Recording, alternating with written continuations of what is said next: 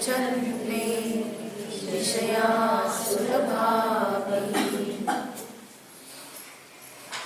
यथा यथा समायाति काय प्राप्त होतं तर संवित्त उत्तमं तत्वम, निज अनुभूतीमध्ये जसं जसं उत्तम तत्व श्रेष्ठ सर्वश्रेष्ठ परम तत्वाचा अनुभव होतो तथा तथा तसं तसं विषयः सुलभः अपि, विषय सुलभ असून देखील पंचेंद्रियाचे विषय सुलभ झाले तरी सुद्धा न रोचन्ते आवडत नाही.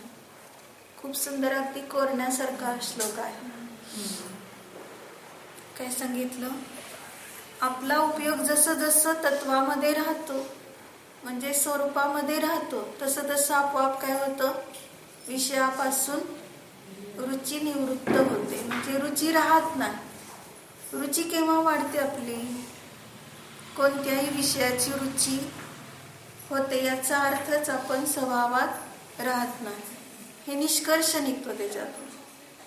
आणि स्वभावाची रुची असेल तर कुठेही गेला तरी तिथून तो फेकला जातो, म्हणजे त्याला त्या विषयात रस वाटत नाही.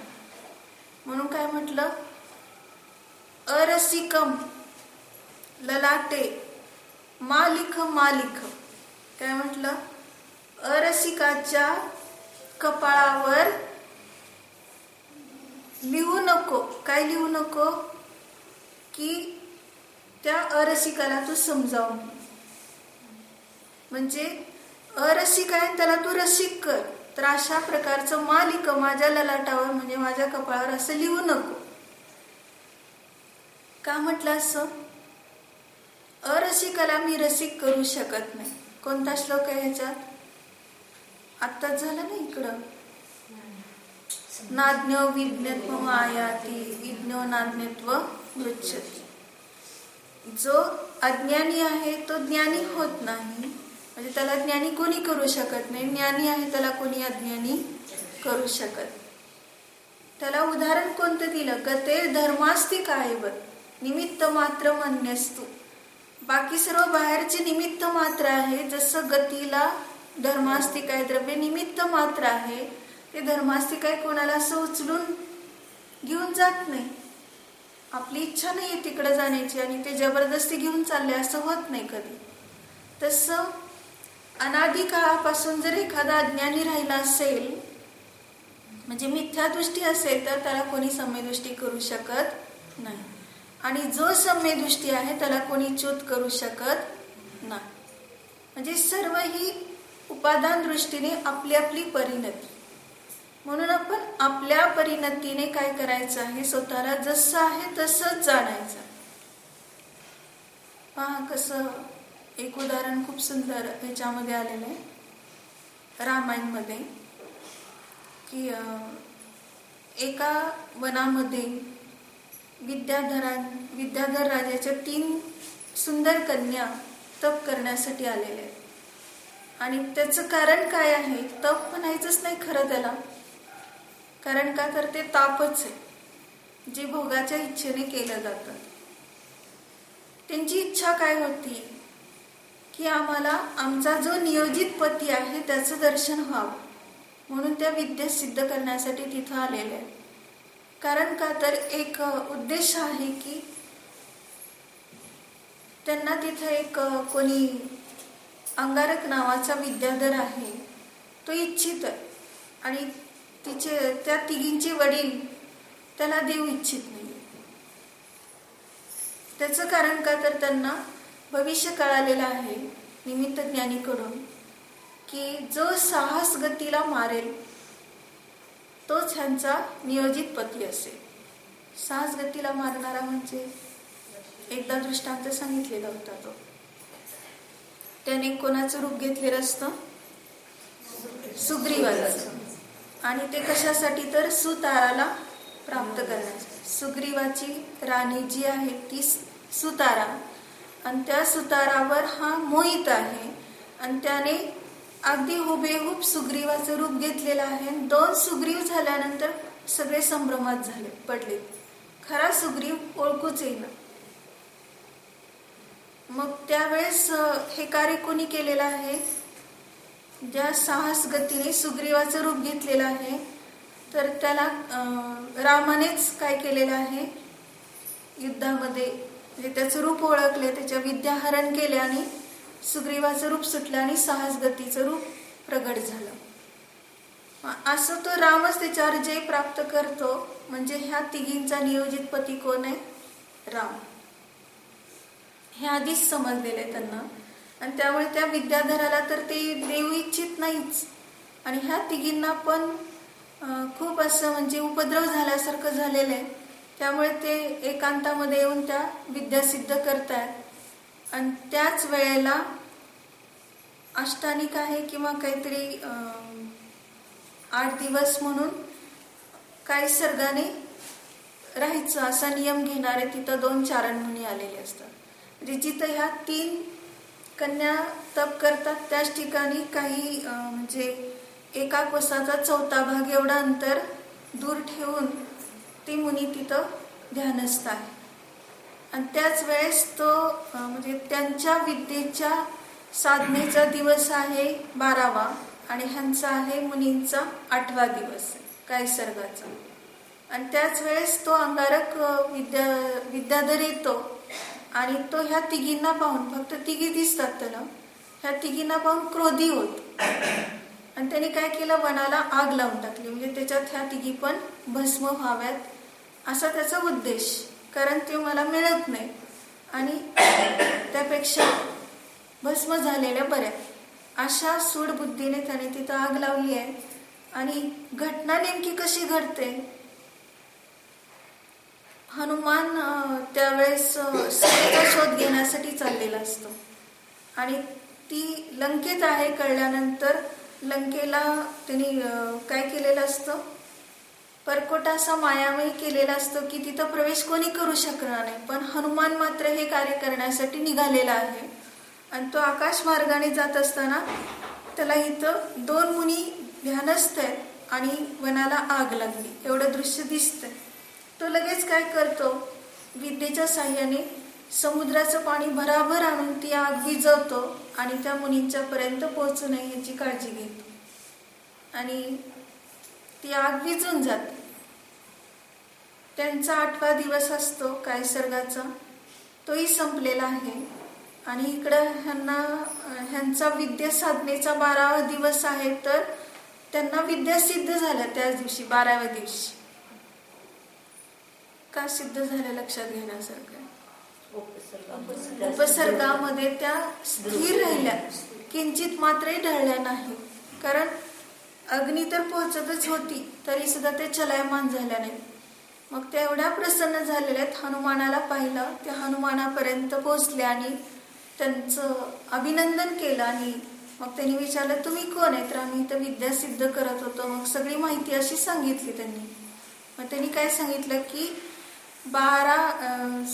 कमीत कमी 6 वर्ष तरी ही विद्या सिद्ध व्हायला लागते. 6 वर्ष, त्याच्यापेक्षा काही अधिकच लागेल, पण सामान्यपणे एवढा तर नियम आहे. पण 6 वर्षाचा काळ किती दिवसात झालं, 12 दिवसातच विद्या सिद्ध झाली. त्यासाठी फक्त हा दृष्टांत सांगायचा होता की 12 दिवसात ती विद्या सिद्ध झाली. तर ते सर्व कशाचा परिणाम आहे, परिणाम म्हणजे परिणतीमध्ये चंचलता नाही त्याचा परिणाम आहे हा. उपयोग इतका एकाग्र झाला की त्यांना विद्या 12 दिवसात सिद्ध झाल्या. मग केवळ ज्ञान त्याच्यापेक्षा पुढचं आहे, अंतर्मुहूर्तात होत आहे. 12 दिवसाचं आश्चर्य करायचं नाही. अंतर्मुहूर्तपर्यंत जर आपला उपयोग स्वभावात राहिला तर तो काय होतो, केवळ ज्ञानी होतो. मग तोच पुरुषार्थ का करत नाही, 6 वर्ष विद्या सिद्ध करण्यासाठी हा घालवतोय. ह्याच्या आधी एक गोष्ट सांगितली होती शंभुकाची, त्याने 12 वर्ष ते खड्ग सिद्ध करण्यासाठी, सूर्यहास खड्ग सिद्ध करण्यासाठी 12 वर्ष घालवले. आणि खरोखर 12 वर्षानंतर त्याला ते खड्ग सिद्ध झालेलं आहे. म्हणजे 12 वर्ष घालवतात, कोणी 6 वर्ष घालवतात. आता रावणाला आणि आता ह्या 3 कन्याला लवकर विद्या सिद्ध झाली. रावणाला पण का लवकर झाली बहुरूपिणी विद्या? तर ते पण वानर वंशीयांनीच उपसर्ग केलेला आहे, सुग्रीव वगैरे ह्या लोकांनी, की त्याला विद्या सिद्ध होऊ नये म्हणून केला. तर तो इतका अढळ राहिला की त्याला विद्या सिद्ध झाली, लवकर सिद्ध झाली, उशिरा होणार असते ती. तसंच ह्यांचं पण. मग तसं आम्ही जर स्वभावात राहिलो तर आपल्याला किती कॉलेज सुद्धा किती वर्ष शिकावं लागतंय, तेवढं सुद्धा लागणार नाही. पण आमची त्यात उपयोग त्याच्यात नाही, धड इकडं स्वभावात पण नाही, धड तिकडं पण नाही, मधल्यामध्ये. म्हणून 5-10 वर्ष किती असेल तेवढं लागतंय, तेवढे सुद्धा लागत नाही. इतकं आपलं सोपं गणित आहे. म्हणजे आपण फक्त उपयोगच लावण्याची गोष्ट आहे. मग तसं या ठिकाणी अजून त्या गोष्टीमध्ये काय मर्म आहे लपलेलं, काय सांगता येईल का?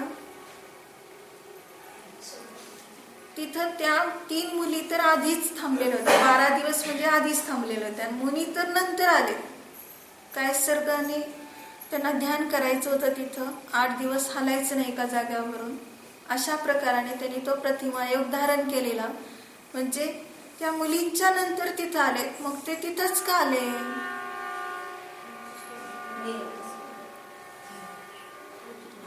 त्यांना मुली दिसल्या नाहीत म्हणून थांबले, की दिसल्या तरी थांबले, की योग्य स्थान होतं म्हणून थांबले? काय म्हणजे प्रश्न कसा सोडवायचा? कारण का तर ह्यांच्या निमित्तातच हा उपसर्ग झालाय ना, ह्या 3घींच्या निमित्तात वनाला आग लागली आहे. कारण का तर मनाने लागलेली नाही, ह्याने लावली आहे, सूड बुद्धीने लावली आहे. आणि त्यांच्या निमित्तात हे पण मुनींचं स्वर्गच झाला असता. म्हणजे जर हनुमान आला नसता तर काय झालं असतं? निश्चितपणे हे वनामध्ये, कारण ह्यांनी पण नियम सोडणार नाही, त्यांनी पण नियम सोडणार नाही, सगळे आपल्या आपल्यामध्ये दृढ. आणि त्याचंच फळ हनुमान हे निमित्त मात्र भेटलं. पण ते झालं उपसर्ग संपल्याचं.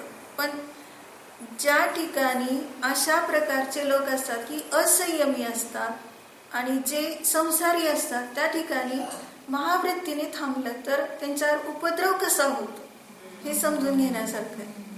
की त्यांच्या निमित्तात ह्यांच्यावर उपसर्ग, पण आता परत पुढचं ह्यांच्या निमित्तात त्यांचा उपसर्ग टाळला. पुढचं आणखी लक्षात घ्यायचं, उपसर्ग टाळायला कोणाची जास्त शक्ती होती तिथं? मुनींची. कारण ते तर महाव्रती, सर्व त्याग केलेला. आणि काय सर्ग म्हणजे ते खात पीत नाहीत, काही नाही.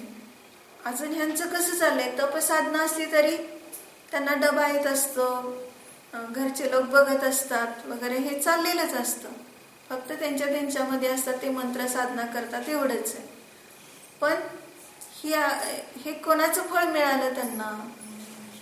तर मुनींच्या सहवासाचं फळ आपोआपच मिळालं, कारण त्यांनी इच्छा केली नाही, नंतर आलेले आहेत मुनी.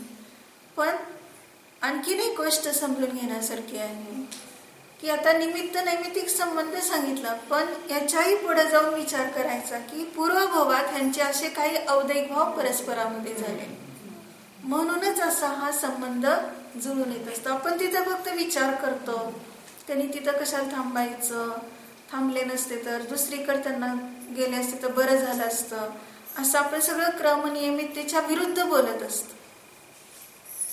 मग त्याच्यातूनच नव्हे, म्हणजे दृष्टांतामध्ये नव्हे, तर सर्वत्र जी घटना घडते, दुसऱ्याच्या उदयात असो की आपल्या उदयात असो, त्या सर्वाला साक्षी रूपाने जाणण्याचा अभ्यास केला पाहिजे. अजून कदाचित आपल्याला काय होतं, आपला कुठला उदय आला तरी आपण शांत राहतो, पण आपल्या सानिध्यात असलेल्या लोकांच्या विषयी जर उदय कुठला आला तर तिथं मात्र क्षुब्ध होतं, ढवळलं जातं चित्त. कारण का तर माझा परिग्रह, माझ्या मुलाला असं का केलं, मुलीला असं का केलं, मग ते काय आहे, मुलगी सासरी गेली म्हणजे सगळं संपलं नाही, आई वडिलांचं दुःख संपलं नसतं, उलट वाढलेलं असतं. का वाढलेलं असतं? तर माझ्या मुलीला किती त्रास आहे, तिथं काही सुद्धा तिला मान नाही, काय किंमतच नाही, उगाच त्या ठिकाणी दिलं किती असत विचार करत असत. आणि परत काय आहे, मुलीची मुलगी, मुलीचा मुलगा, त्यांना सुद्धा काही मान नाही तिथं. त्यांना किती त्रास आहे.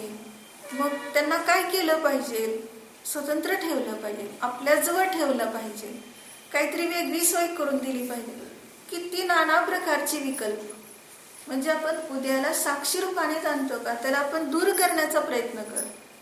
त्या उदयाला दूर करण्याचा प्रयत्न करतो. पण ते सीताने जसं काय केलं, अच्युतेंद्र होऊन जेव्हा ती नरकात गेली, रावणाने लक्ष्मणाला संबोधन करायला, ते दुःख पावलं नाही तिला. मग ती काय म्हणाली, कशाला इथं राहता, माझी एवढी शक्ती आहे, मी एवढा म्हणजे अच्युतेंद्र आहे, आणि तुम्हाला घेऊन जाऊ शकत नाही काय, सुखात नेऊन ठेवू शकत नाही काय, चला माझ्या बरोबर. म्हणून साखर दंडाने ओढायला लागलं तर कुठले येते, ते हालत नाही. जागचं सुद्धा काय येत नाही. तर त्यांनी केलेले जे कर्म आहे ते दुसरं कोणीही नष्ट करू शकत. निजार्जितम कर्म विहाय देहिन न कोपी कशापि ददाति किंचन. जे स्वतः केलेलं कर्म आहे ते कोणी सुद्धा दुसरं देत नाही. स्वतःच्याच परिणतीने प्राप्त झालेले, स्वतःच्याच परिणतीने ते नष्ट होणार आहे. दुसरं किती आपल्यामध्ये हळहळ करू लागले. मैना सुंदरीच्या त्या घटनेमध्ये, म्हणजे कुष्ठरोग्याला देते हे पाहिल्यावर संपूर्ण प्रजा हळहळ करते. कोणी सुद्धा तिथं सुखी नाही. पण तिने जे कर्म केले त्याला कोणीही नष्ट करू शकत. ती तिच्याच परिणतीने कमी होणार आहे. दुसरं त्याच्यामध्ये कोणी जबाबदार नाही. काय परिणाम केले होते तिने, श्रीपालशीच विवाह व्हावा, आणि तो पण कुष्ठरोग्याशी. तर पूर्वभवात त्या श्रीपालने मुनींना कोडी म्हटलं. कुष्ठरोग केव्हा झाला, पुढच्या भवात. शरीराला पुढच्या भवात, मनाला त्याच भवात. म्हणजे मनाला कुष्ठरोग झाला म्हणजे काय झालं, विचारात मुनींची निंदा, हाच कुष्ठरोग. धर्माच्या विरुद्ध परिणती, आणि ते तिला पावले नाही. म्हणजे तिचा अनुराग कुठं आहे, एका विशिष्ट व्यक्तीविषयी अनुराग, की ह्या व्यक्तीने असं का वागावं, धर्माच्या विरुद्ध का वागावं. म्हणून ती मैना सुंदरीचा जीव, पूर्वभावाचं त्याची पत्नी आहे. मग तिने तर विचार काय केला, मी दीक्षाच घेणार. कुठल्या भावाने विचार केला, तर आपल्या संयोगातला जीव अधर्मी आहे, तो धर्म करत नाही, धर्माच्या विरुद्ध वागतो. धर्माला काय घडतंय, मुनींच्यावर काय आपत्ती आली आणि काय व्हायला पाहिजे, हा प्रश्न वेगळा आहे. फक्त माझ्या संयोगातला जीव विचित्र वागतोय, ही मोह परिणती. आणि त्या परिणतीचं फळ काय मिळालं, परत तिला स्त्री व्हावं लागली, परत कुष्ठरोग्याला दुरुस्त करावं. म्हणजे पूर्वभवात मनाचा कुष्ठरोग दूर केला, आणि ह्या भवात शरीराचा कुष्ठरोग दूर. त्यासाठी हा संयोग भेटणारच.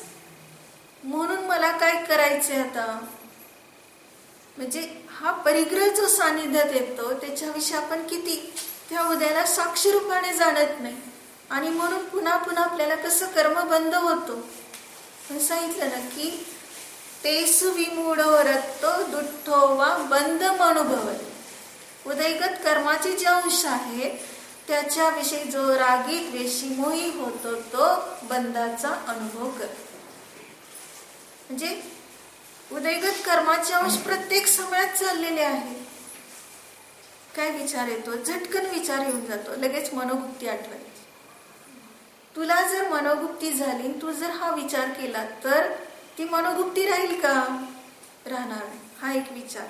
आणि मनोगुप्ती का होत नाही, तर तुला असे विचार येतात म्हणून होत नाही. मग राहील का तो त्या विचारात, नाही राहणार.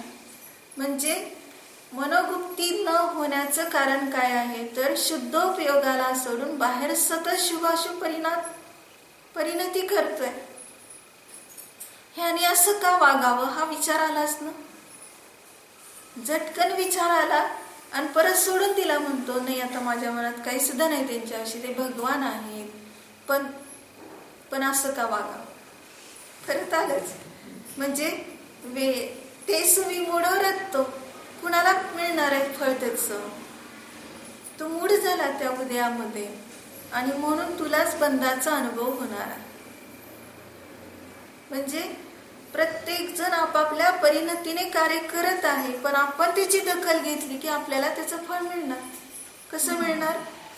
ते माकड आपल्या अंगावर येते, बघितलं की आपण काय करतो, असं करतो, थांब जरा, तिकडेच थांब, येऊ नको, असं म्हणतो.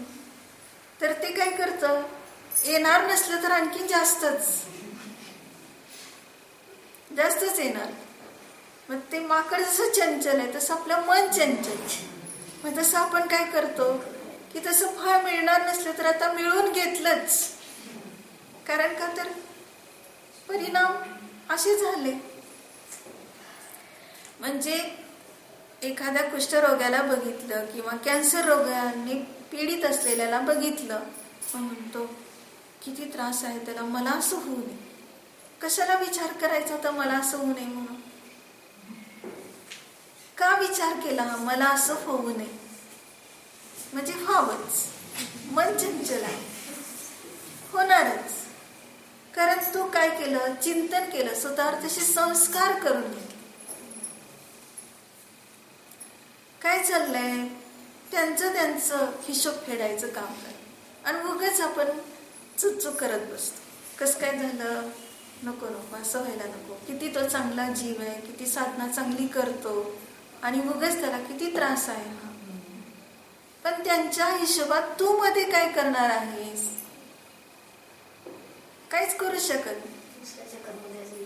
तेच की त्यांचा हिशोब म्हणजे काय आहे, ते अनेक जीवाचा पिंड आणि त्या एका पंचेंद्रिय जीवाला झुंज द्यायची त्याच्याशी. मग त्याची चालली परिणती झुंज देण्याची. तू कशाला उगाच म्हणतो लवकर बरा व्हावा बरं का, म्हणजे सगळे जीव मरावे. विनाकारण काय केलं, अपध्यान केलं की झालंय त्याच्या शरीरात आणि तू विचार काय केला, लवकर बरं व्हावं. म्हणजे आता ते जीव ट्रान्सफर होऊन कुठे येणार, आपल्याकडेच घेतले ना ते, लवकर बरं व्हावं. कारण तू शरीराच्या मोहाने विचार केला ना, मग आता तो मोहच कसा आहे तो दाखवण्यासाठी ते फळ आलं मिळालं. जे हे असं चाललंय सतत आपल्या जीवनात. आपण म्हणतो कसं काय सारखे कॅन्सरनी सगळे पीडित होतात, कळतच नाही.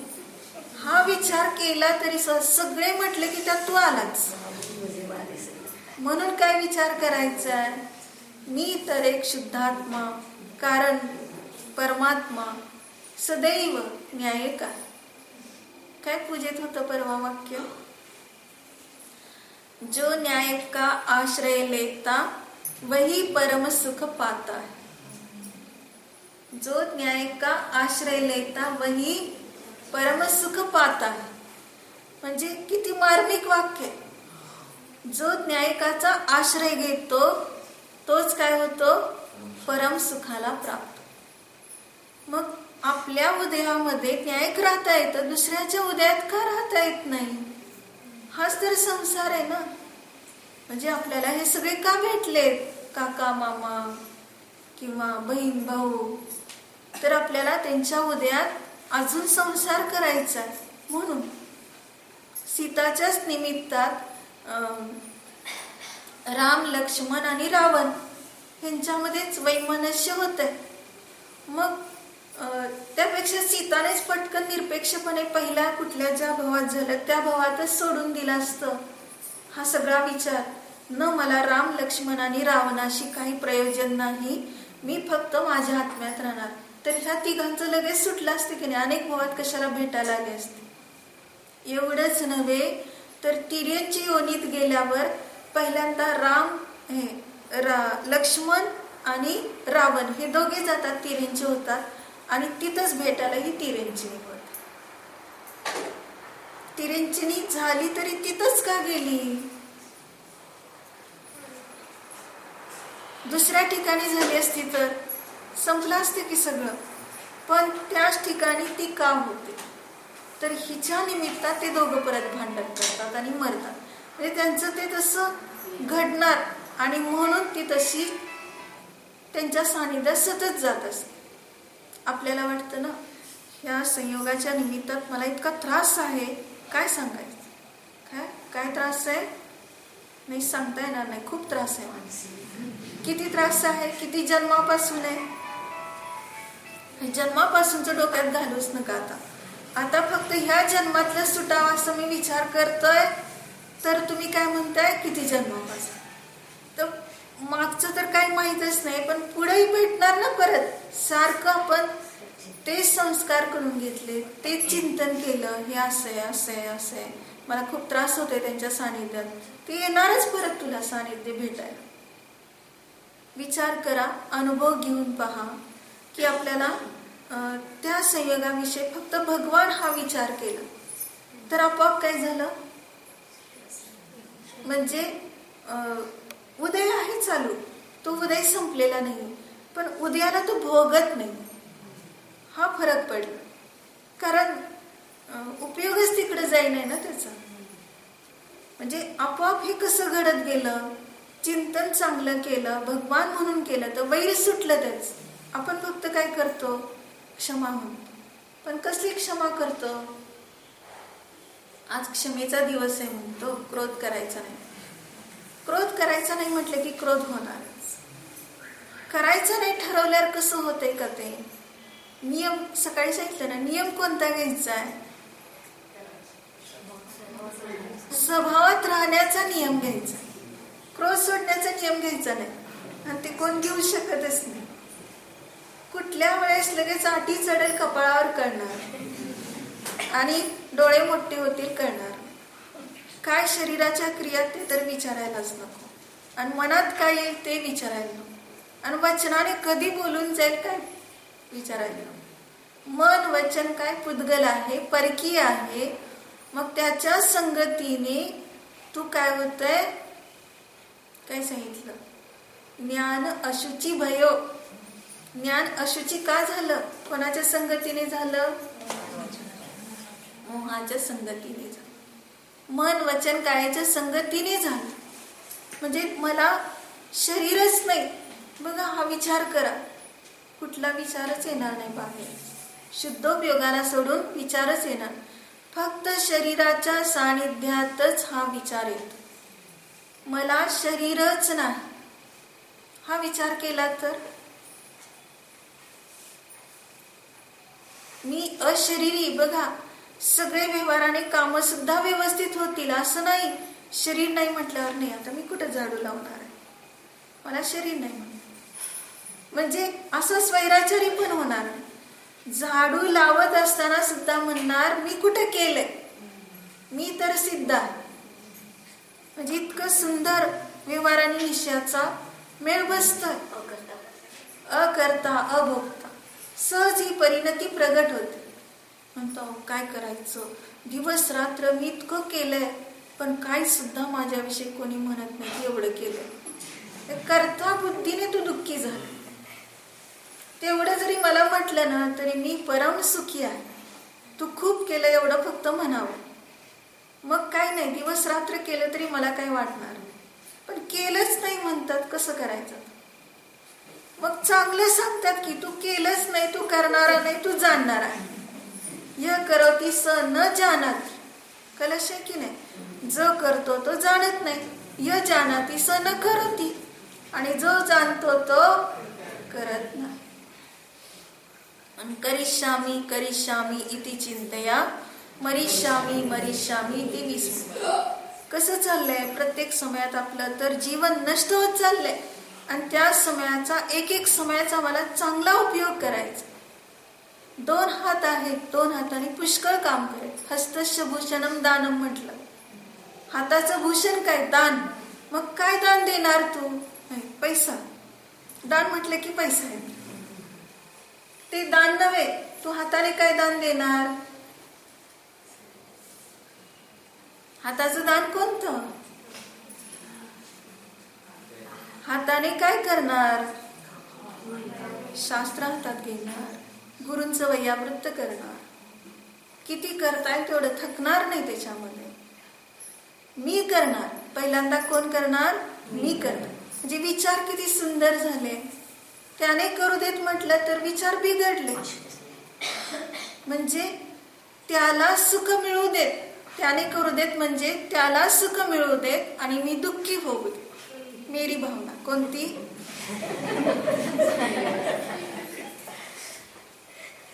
हे असंच आहे, ह्याचं फळ असंच आहे. त्याला नाही का सांगायचं तुम्ही काम, मलाच का सांगितलं? द्रौपदीचं ह्यातच नडले.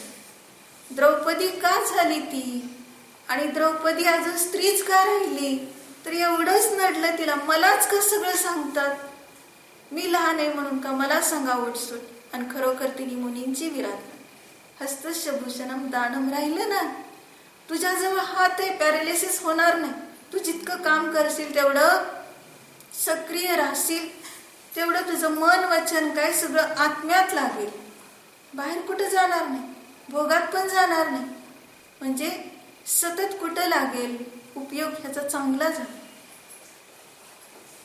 आम्ही पहिल्यांदा काय पाहतो, 4 जावा असली की ती स्वयंपाकघरात आहे ना, आपण आता पटकन जाऊन काय करावं, मंदिरात बसावं. म्हणजे काय झालं, तिला पुण्य मिळू दे आणि मला पाप मिळू दे. म्हटलं उलट कसं काय झालं? मंदिरात गेल्यावर पुण्य मिळणार, स्वयंपाकघरात गेल्यावर पाप मिळणार की. पण परिणाम बिघडलेत ना. परिणाम बिघडून मायाचारी करून मंदिरात गेल्या आणि तिला बसवलंय स्वयंपाकघरात. तिने सगळ्याचं पुण्य घेतलं. हस्तशभूषणम दानम, स्वयंपाक करून सगळ्यांना जीव घातला. सगळे तृप्त.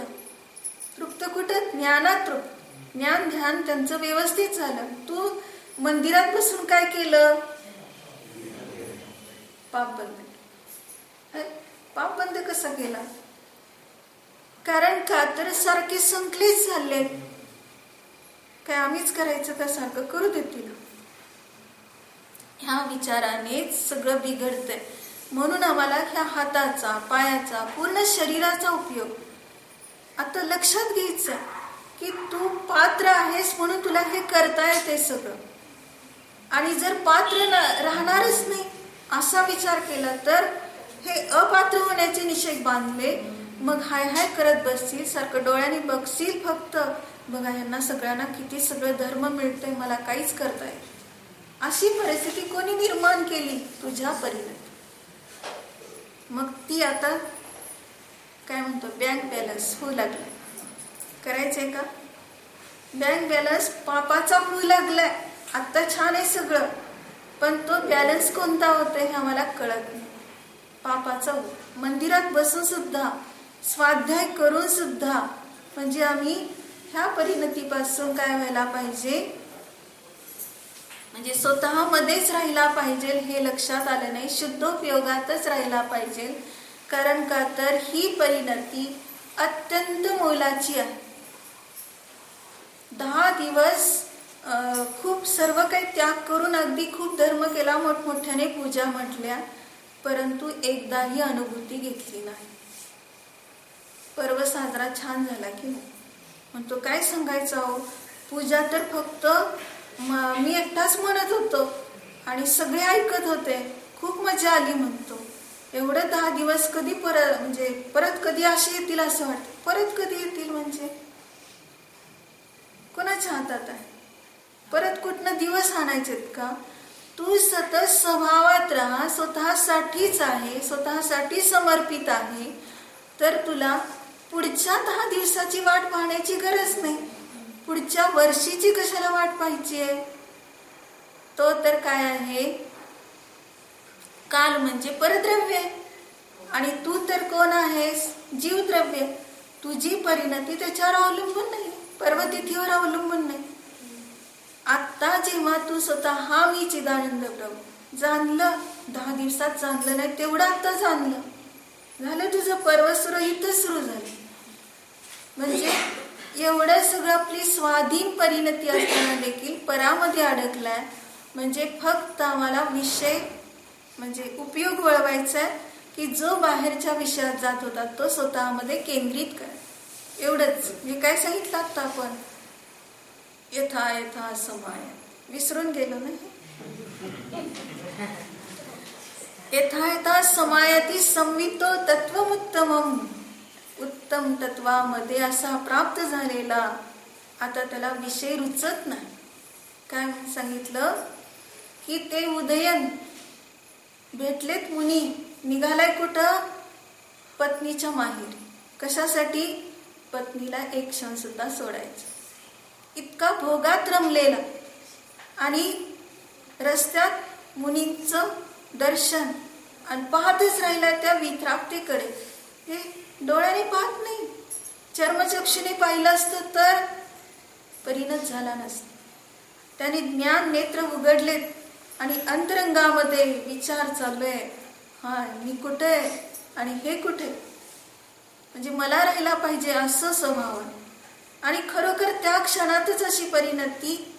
आणि तो कोण आहे, पत्नीचा भाऊ. तो विचारतोय, अरे काय तुझं लक्ष कुठे, पत्नी गेली पाणी आणायला आणि तू मात्र काय वेडासारखं यांच्याकडे बघत बसलाय. तुला दीक्षा घ्यायची काय, तू दीक्षा घेतली तर मी पण घेत. आणि तो तर आत परिणत होतोय हे कोणाला कळत. हे लक्षात घेण्यासारखं आहे की तो अंतरंगात खरोखर परिणत झालेला आहे. त्याची दीक्षा झाली की ह्याची पण दीक्षा झाली. आणि तोपर्यंत तिने काय केलं, 3 मुनींचं दर्शन केलं. ती पाणी घेऊन आली पण तिला 3 मुनींचं दर्शन झालं. ते गुरु आणि हे दोघे भाऊ आणि पती. मग लक्षात घेण्यासारखं आहे की कोणत्या समयाचा भरोसा आहे, कोणावर भरोसा आहे, कोणावर विश्वास ठेवायचा आहे, कोणावर प्रेम करायचंय, कोणावर द्वेष करायचंय, ह्या परिणतीचं फळ काय आहे. म्हणजे प्रत्येक समय स्वतःसाठीच आम्ही द्यायचं आहे, दुसऱ्यासाठी आम्ही देऊच शकत नाही. परचिंता धमाधम, दुसऱ्याची चिंता करणारा अधमातला अधम आहे. म्हणून उत्तमा स्वात्मचिंता.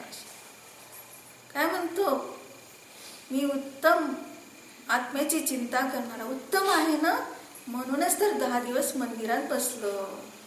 मग पाप कसं झालं, आत्ताच आता परत प्रश्न आला. पुण्य झालं म्हणा की पाप कसं झालं. उत्तमा स्वात्मचिंता अशा तिकडं म्हणताय आणि इकडं म्हणताय मंदिरात 10 दिवस बसून काय सगळ्या घरातल्या लोकांचं शोषण करून टाकलं. काय केलं घरातल्या लोकांचं शोषण, धार्मिकाने, अधार्मिकाने नाही, धार्मिकाने शोषण केले. कारण काय तर धर्माच्या नावाखाली तो घरात एकटाच धार्मिक आहे ह्या नावाखाली जाऊन बसायचं आणि इकडे सगळे रखडत बसले. म्हणजे आता त्याला धर्म 10 दिवस जास्त करायचा आहे, करू देत म्हणतात. आणि इकडे ह्यांनी काय केलं, आम्ही करतो काय करायचं असेल. मग आरंभ सोडला नाही, मी पाप केलं की. इकडं तर म्हणतोय आरंभ कमी झाला तर पुण्य होतंय आणि इकडं म्हणतोय आता इकडे ह्यांनी पुण्य केलं आणि तिकडे त्यांनी पाप केलं. परिणाम लक्षात घेण्याचा. अप्रादुर्भाव खलु रागादीनां भवत्यहिंसेति. काय सांगितलं, अहिंसा कुठे झाली, रागादिकाची उत्पत्ती झाली नाही, तिथं अहिंसा झाली. राग द्वेष ज्या क्षणामध्ये आणि ज्या निमित्तात होतात तो धर्मच नाही.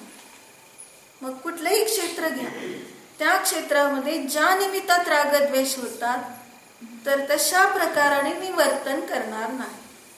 म्हणजे कोणाचे परिणाम बिघडतील असं मी वागणार नाही.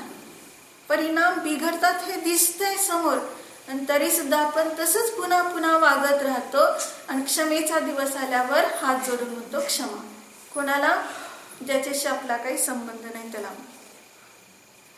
ज्याच्याशी आपला काही संपर्क आला नाही त्याला क्षमा मागायला जातो. आणि ज्याच्या विषयी अपराध झालाय तिकडं पाठ करत असतो. त्याला साधी द्रव्य क्षमा सुद्धा मागत नाही. भाव क्षमा तर जाऊ देत, पण द्रव्य क्षमा सुद्धा, म्हणजे आपल्या वचनातून सुद्धा आपलं दारिद्र्य एवढं प्रगट होत. म्हणून आपल्याला जिथं अपराध झालाय तिथं उदारता दाखवायची. मी तुम्हाला पर्याय दृष्टीने पाहिलं असेल तर क्षमा. खरी क्षमा कोणती आहे, पर्याय दृष्टीने पाहतो ना.